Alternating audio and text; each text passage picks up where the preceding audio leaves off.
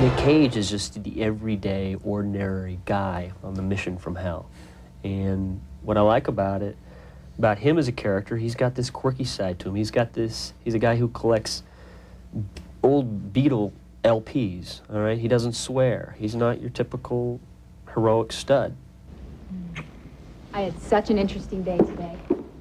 Yeah, I had kind of an interesting day myself. Oh, okay. You go first. Oh, just some terrorists decided to send a little care package, box of goodies, which had to be neutralized before blowing up the office. So I took the rest of the day off.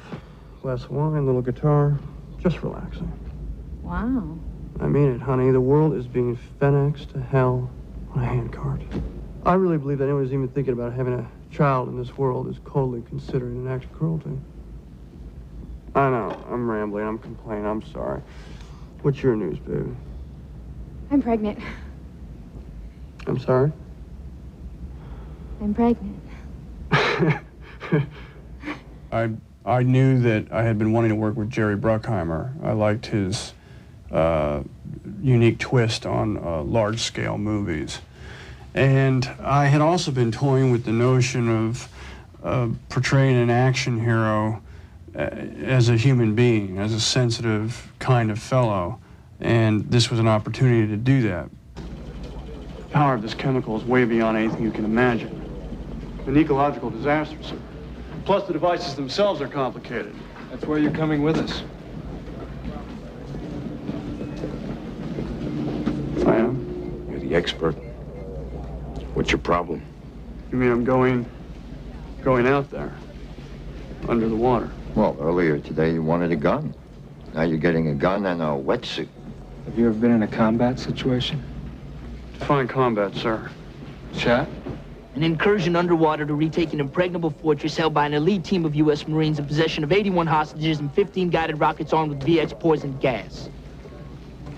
Well, in that case, no, sir. I'm not a macho actor. My goal is not to prove that I can do all these stunts myself. To me, that's not so important. There are other people that need the work too, that need jobs, and they're better at it than I am. Also, I have no interest in getting hurt, shutting down the production for a month.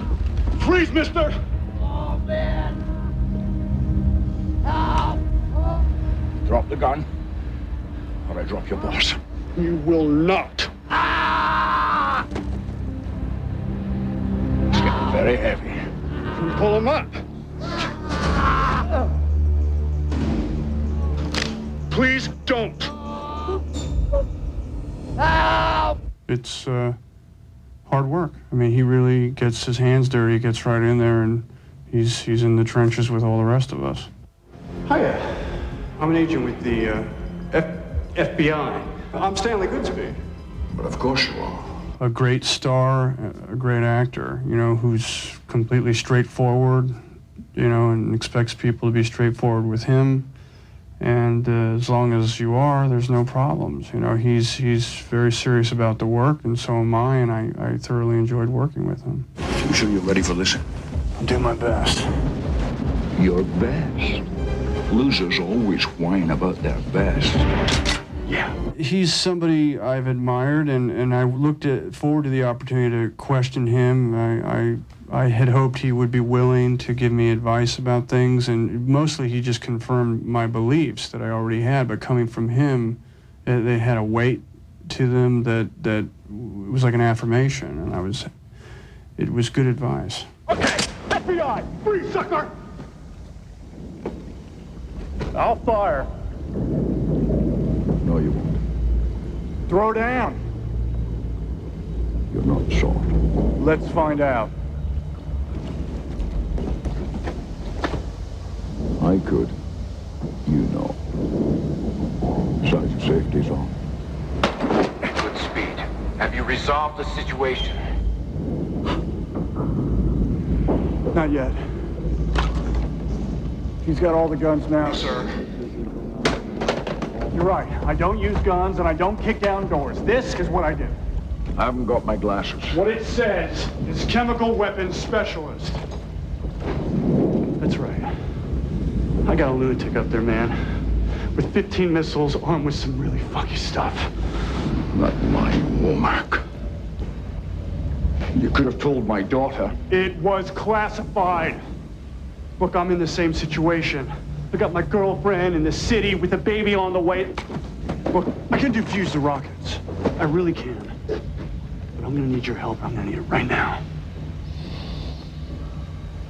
I mean, Sean's got a good sense of humor, and I knew what we were going to do if we did get Sean in terms of changing the character, and he made it much more international, and I think he brings the perfect, I mean, this is one of the great action stars of our time, and he hasn't been in an action movie in a long time, and I think there's something very hip.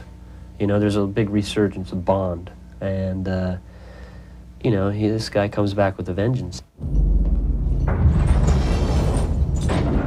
His name is John Mason, British national, incarcerated on Alcatraz in 1962, escaped in 63.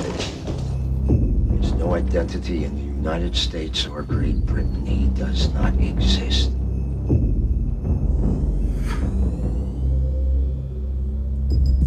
There's a hostage situation on Alcatraz. Hostage? 81 tourists. The Rock's a tourist attraction. He looks like looks like he drives a Harley Davidson. I think that's what's so cool about Sean. He's got, we gave him a total edge. I haven't seen him in a movie lately where he's had a real edge. And what I wanted to do is I wanted to bring him back so that young people in America can see this guy, how cool he is. But don't worry, it'll all come back to me. I like the idea of the military taking over a place that's so well known, such as Alcatraz. Everyone good to go! Good to go! Good to go! The only thing that was missing, as far as I was concerned, was wasn't a particularly interesting relationship between Nick Cage's character and my character. You've been around a lot of corpses. Is that normal? Well, the feet thing? Yeah, the feet thing. Yeah, that happens. I'm having kind of a hard time concentrating. Can you do something about it? Like what? Kill him again? Listen, I'm just a biochemist. And most of the time I work in a glass jar and lead a very uneventful life. I drive a Volvo, beige one. But what I'm dealing with here is one of the most deadly substances the Earth has ever known. So what do you say you cut me some friggin' slack?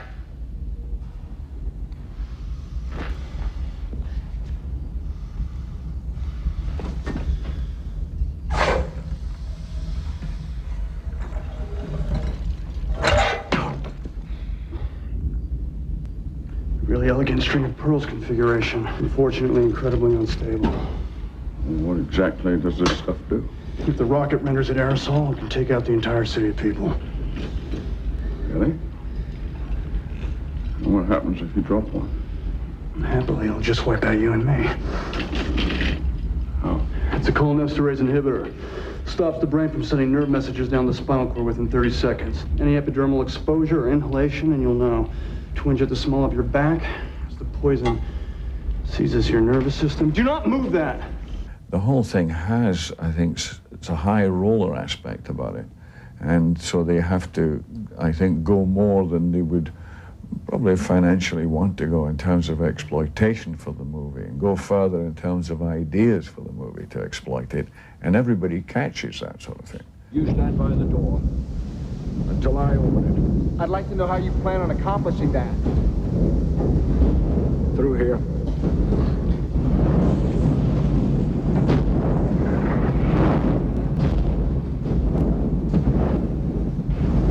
I memorized the timing. I just hope it hasn't been changed. You catch one of those flame bursts, you're a corpse. Thank you. Commander, you said never leave his sight, but Stand fast, Lieutenant. Have a nice day.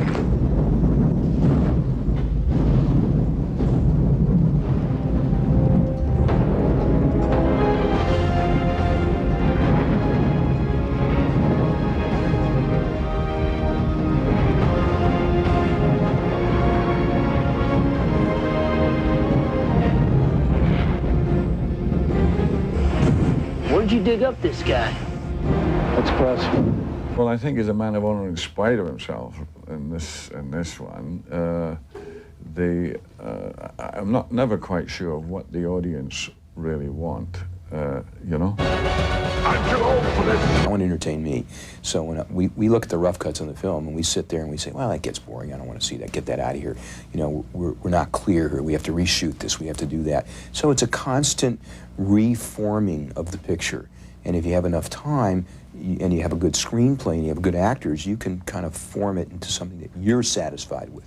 That doesn't mean an audience is going to love it. That's why we bring it out and have previews and show it to audiences. And when we preview this picture, it's the highest score we've ever had in any of our movies, bigger than Beverly Hills Cop and Top Gun. So that's a good indication. It's not always a barometer for exactly what your box office is going to be, but you at least know they're not throwing tomatoes at the screen. So that's good. We lead the audience in, and then we twist it on them. That's why the audience just sits there stunned.